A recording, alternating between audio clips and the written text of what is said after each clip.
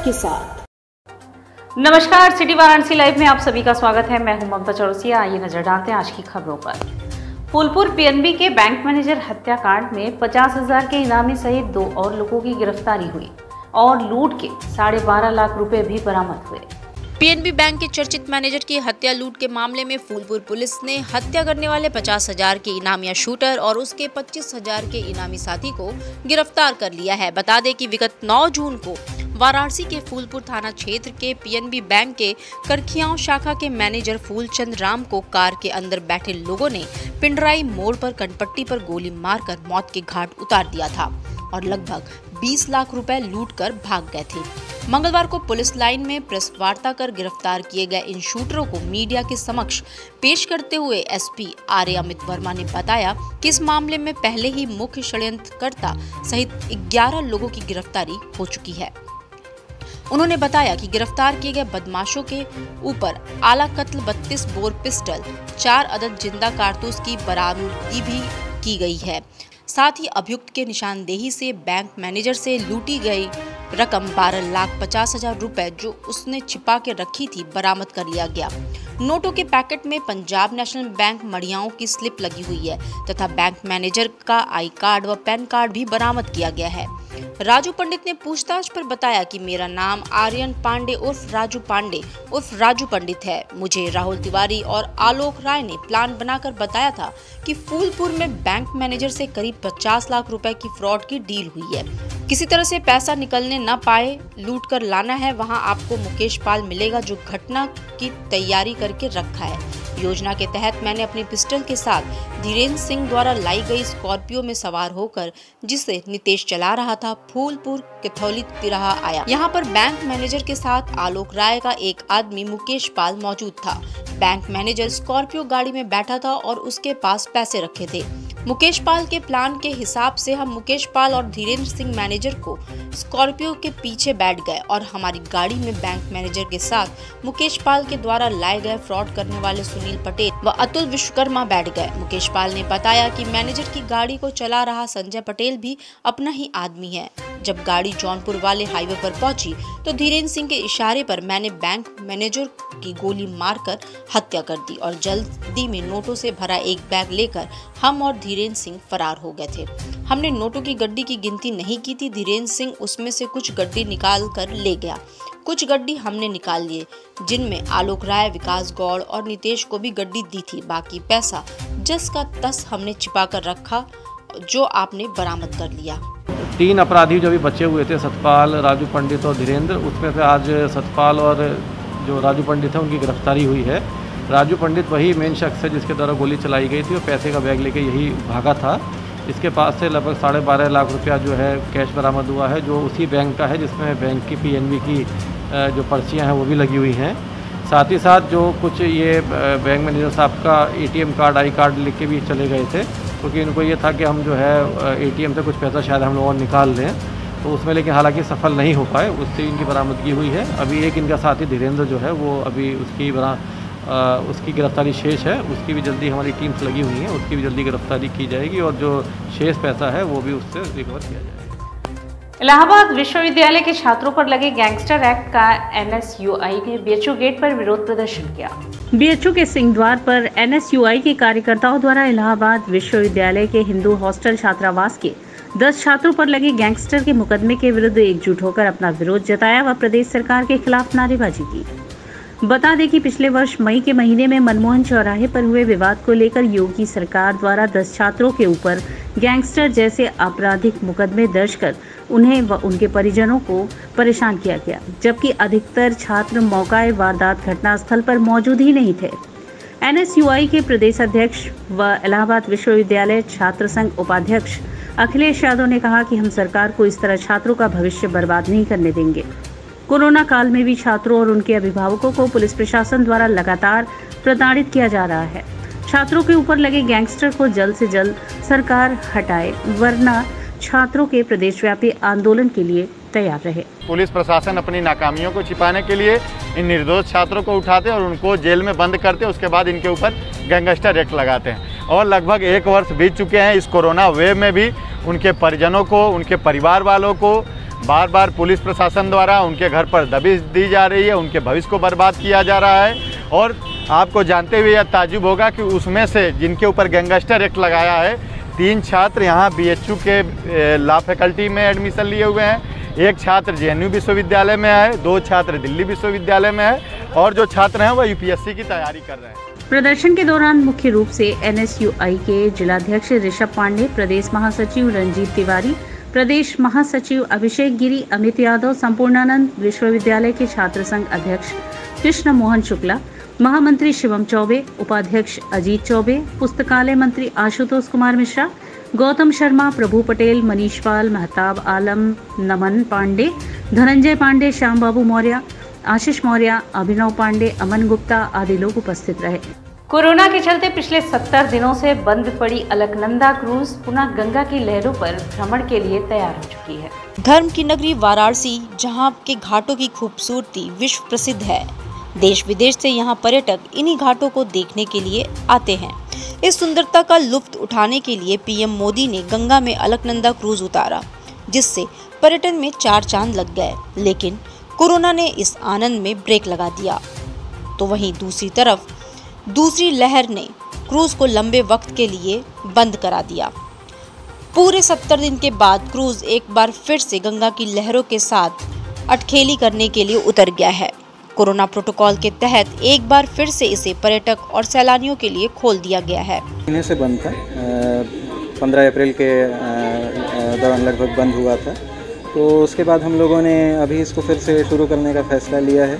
सभी हमारे crew member, सभी स्टाफ को दोनों डोज वैक्सीन लगवा के, सभी लोगों को वैक्सीनेट करा के, सारे प्रिकॉशंस लेके हम लोगों ने फिर से शुरू किया है। और जैसा कि आपने कहा कि लोगों में काफ़ी अलकनंदा से लगाव है, उसको हम लोग फिर से चालू करके एक सकारात्मक एक मैसेज हम लोग देना चाहते हैं। पर्यटन में जो एक नकारात्मकता हो गई थी, तो इससे एक बार शुरू होगा तो टूरिस्ट और आएंगे, तो उसमें एक नई शुरुआत हम लोग एक तरह से कर रहे हैं, तो वही हमारा प्रयास है। क्रूज के शुरू होने के बाद काशी के जनता में भी खासा उत्साह है। 70 दिन बाद घाटों की खूबसूरती क्रूज द्वारा निहारने के लिए पर्यटक और काशी की जनता टिकट लेकर क्रूज पर पहुंच गए। इनकी खुशी का अंदाजा इसी से लगाया जा सकता है कि इनमें से कई लोग अपने पूरे परिवार के संग पहुंचे, जो अनलॉक हुए बनारस में पहला टूर का आनंद ले रहे थे। बहुत अच्छा लग रहा है, लंबे इंतज़ार के बाद फिर से क्रूज़ का संचालन हो रहा है। माँ गंगा की लहरों पर हम सब उत्साहित हैं।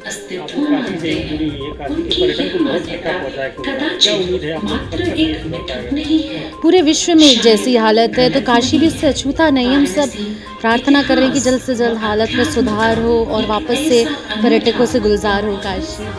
बनारस में क्रूज की शुरुआत होने के बाद पर्यटन को भी एक उम्मीद जगी है कि सुधर रहे हालात में बनारस के पर्यटन में भी सुधार देखने को मिलेगा।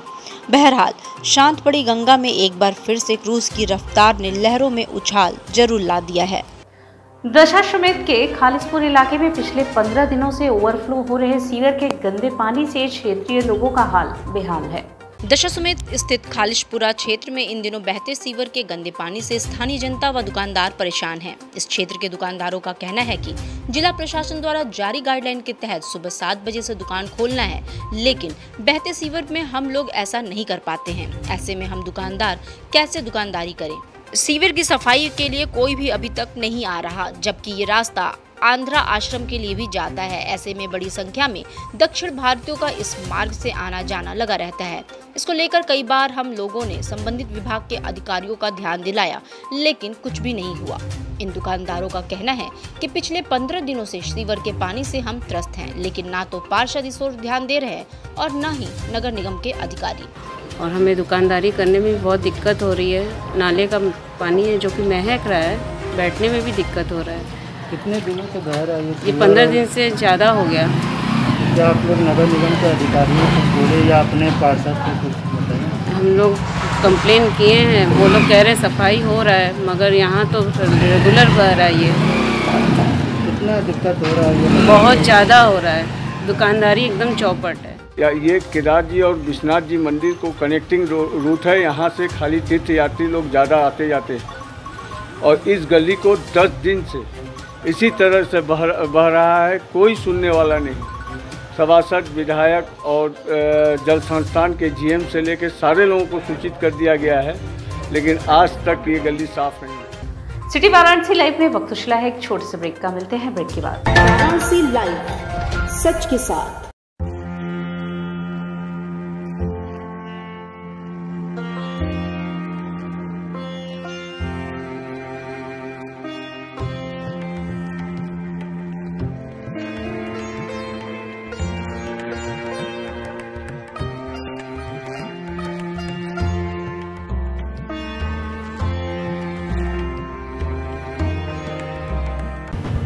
गंगा की लहरों से गलियों के छोर तक, जनता के जोर से बाजारों के शोर तक, सर्किट हाउस और पुलिस कमिश्नरेट तक हम करेंगे सबकी बात।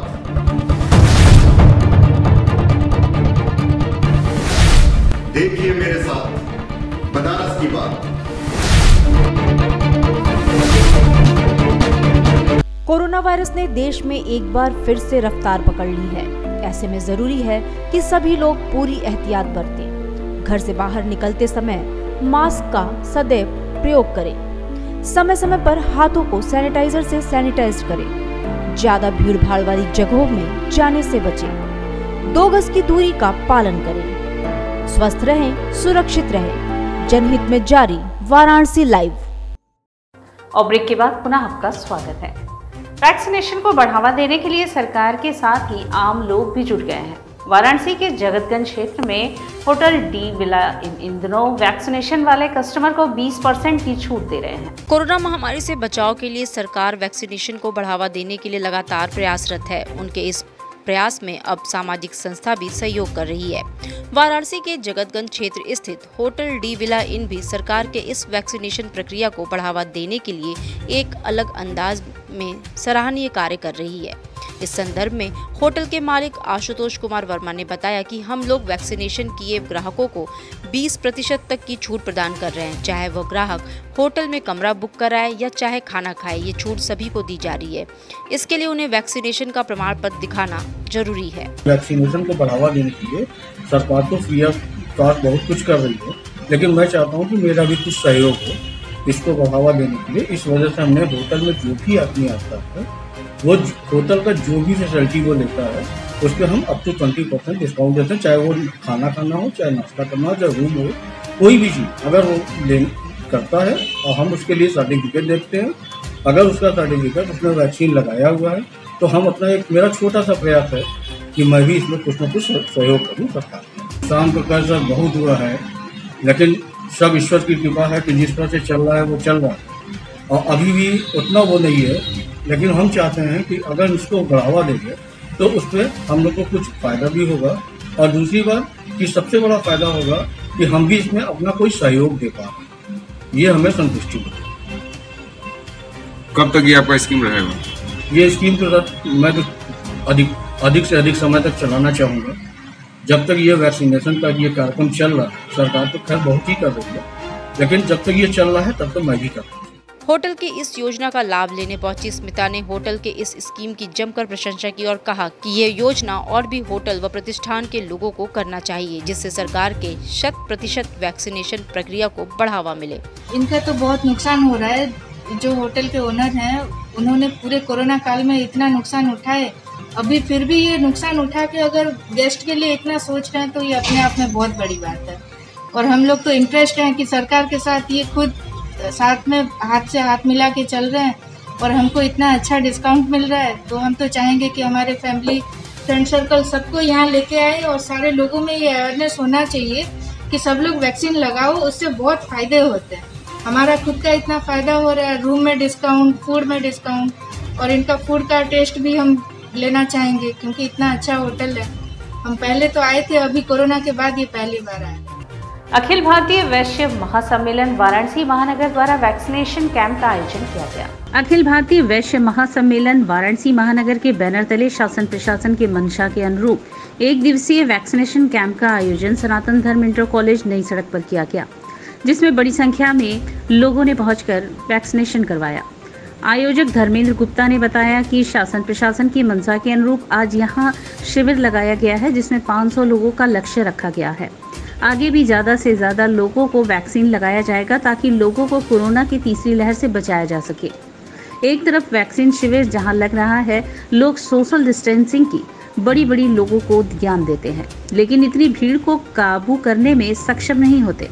भारी भीड़ जुटाकर वैक्सीनेशन हर जगह हो रहा है, न ही आयोजक ध्यान दे रहे हैं और न ही शासन प्रशासन के लोग। ऐसे में कौन रोक पाएगा तीसरी लहर को? आ बैल मुझे मार वाली किस्सा चरितार्थ हो रही है।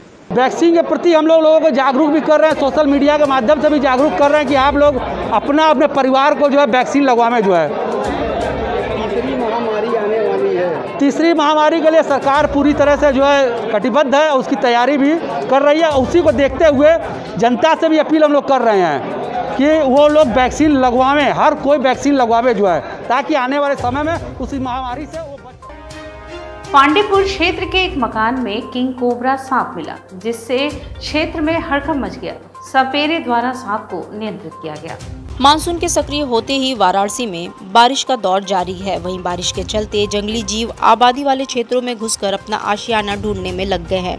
ऐसा ही एक नज़ारा पांडेपुर के दौलतपुर में देखने को मिला, जहां एक किंग कोबरा एक घर में घुस गया। कोबरा को घर में घुसते हुए कुछ लोगों ने देख लिया। लोगों ने इस बात की सूचना पुलिस को दी। पुलिस ने 2 सपेरों को बुलवाया और रेस्क्यू शुरू किया। सपेरों ने कड़ी मशक्कत के बाद सांप को जिंदा पकड़ लिया और अपने साथ ले गए। बहुत पाया जाता है, एक सांप लाखों आदमी काटेगा तो लाखों खत्म हो जाएंगे। आपने कैसे रेस्क्यू किया इसका? हम लोग रिक्सी करे हैं अपने पेट के लिए। आशा ट्रस्ट और लोक समिति द्वारा 85 किशोरियों में पौष्टिक आहार और सैनिटरी पैड का वितरण किया गया।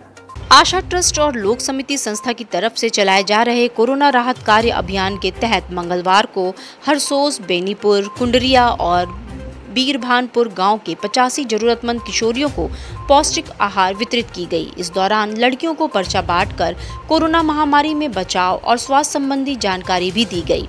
पौष्टिक आहार, सैनिटरी पैड व अन्य राहत सामग्री पाकर किशोरी लड़कियों के चेहरे खिल गए। किशोरी संगठन की संयोजिका सोनी ने कहा कि किट के साथ पैंटी और सैनिटरी पैड भी दी जा रही है, क्योंकि इसे खरीदने में लड़कियों को बहुत दिक्कत होती है और शर्म भी आती है, साथ ही उनके पास पैसे भी नहीं होते। कोरोना महामारी में लड़कियों और महिलाओं को सैनिटरी पैड, मास्क और पोषाहार वितरण के साथ लोगों को जागरूक भी किया गया। इस कार्यक्रम में मुख्य रूप से सोनी, नंदलाल मास्टर, पूजा वर्मा ग्राम प्रधान, उमेश पटेल ग्राम प्रधान बेनीपुर, मंजू पटेल ग्राम प्रधान वीरभानपुर, शिवशंकर उर्फ कल्लू, ओम प्रकाश पटेल, अरविंद, सुनील मास्टर, राजेश, चंद्रकला, प्रेमा, आशा मौर्य आदि लोग शामिल रहे। संचालन किशोरी संयोजिका सोनी ने किया। राहत किट दिया गया। इस राहत किट में जहां उन्हें खाने पीने का पौष्टिक आहार दिया गया, sanitary pad, mask, sanitize kit, साबुन दे करके लोगों को ये समझाया गया कि इस कोरोना से बचने के लिए साफ सफाई की बहुत ज़रूरत है, सोशल डिस्टेंसिंग का लोग पालन करें, मास्क नियमित रूप से पहने। और इसी के साथ सिटी वाराणसी लाइव का यह प्रसारण यहीं समाप्त होता है। ममता चौरसिया को दी इजाजत। नमस्कार।